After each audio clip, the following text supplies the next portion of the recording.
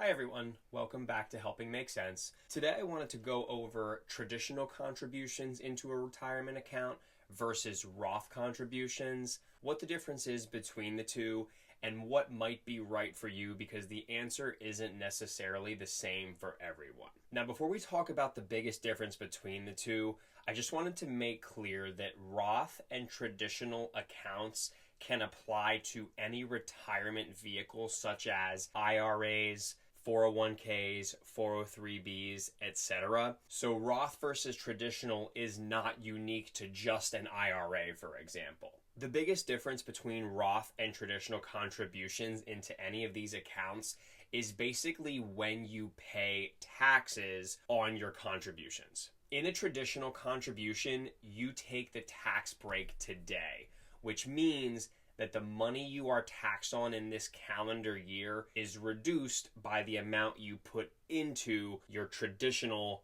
IRA, 401k, or 403b. And then those traditional contributions grow in this account tax deferred, meaning you're not taxed on anything until you hit retirement. And then when you take the money out, then you are taxed on both your contributions and the gains that the investments made inside of that account. A Roth contribution is the opposite. You take the tax hit today, meaning you pay taxes when you put the money in, but once it's in the account and then invested, that money grows tax-free, and then when you get to retirement, you can withdraw the money also completely tax-free. So the main question becomes, do you want the tax break today by doing a traditional contribution, or do you want it later by way of a Roth contribution? Needless to say, we all want to pay as little tax as possible. So a traditional contribution makes more sense when you have a high income. So if you're someone who makes six figures, perhaps multiple six figures, so $200,000 or $300,000 per year, it may make more sense for you to put in traditional contributions to lower your taxable income as of today and this year. In that scenario, you would presumably be making much more money today than you would later. So when you pull the money out later, for example, in retirement, you'll be taxed at a lower rate. So this would make sense for people who are in their peak earning years. Again, someone who makes a lot of money, or a household that makes a lot of money, or potentially people close to retirement. Because again, when you hit retirement, your salary or your working income will effectively go away, thereby lowering your taxable income bracket. As far as utilizing Roth contributions, they make more sense if you're currently in a relatively low tax bracket, because the money you're putting in today might be taxed at 12% or 22%. So you want to pay a lower rate today, and then assuming your income goes up over time, then you might want to consider the traditional contribution. Roth accounts are, generally speaking, very good investments, especially when you're younger. But even if you're not, let's say you're in maybe your 30s or 40s, Roth contributions are still a pretty good idea, because you'll have tax-free income when you get to retirement. So that gives you some flexibility. You won't be subject to what are called RMDs, or required minimum distributions, if you have a Roth account. Basically what an RMD is if you are contributing to a traditional retirement account, at a certain point, the government's going to say, we want our money. So they're going to force you to take out a certain percentage of the account value, because the government still hasn't gotten their cut yet and they want it. That is not the case in a Roth account.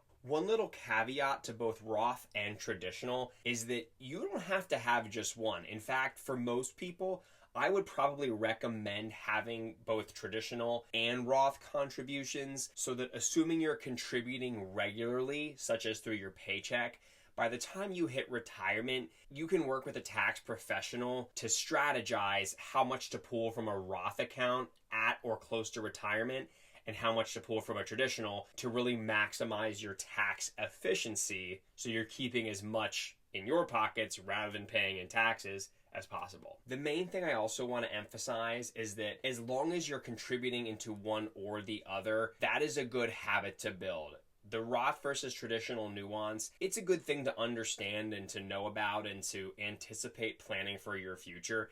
But as long as you're contributing, you're getting a tax benefit somewhere, whether it's traditional, where you're getting a current tax benefit, or Roth, where you get the tax benefit way later and you can pull the money out tax-free. But the government is incentivizing us to prepare for our future by contributing to these accounts. So if you've watched any other videos in my channel, you know I'm a big believer in the behavior and building the muscle and the practice of saving for your retirement, making sure you have a reasonable savings rate, that you're doing basic index mutual funds or ETFs in those tax advantage retirement accounts, whether Roth or traditional. So the important thing to know is that you're contributing consistently and you're building your retirement savings, because the earlier you start, whether Roth or traditional, the more time your money has to grow. So just to review, for traditional contributions, whether IRA,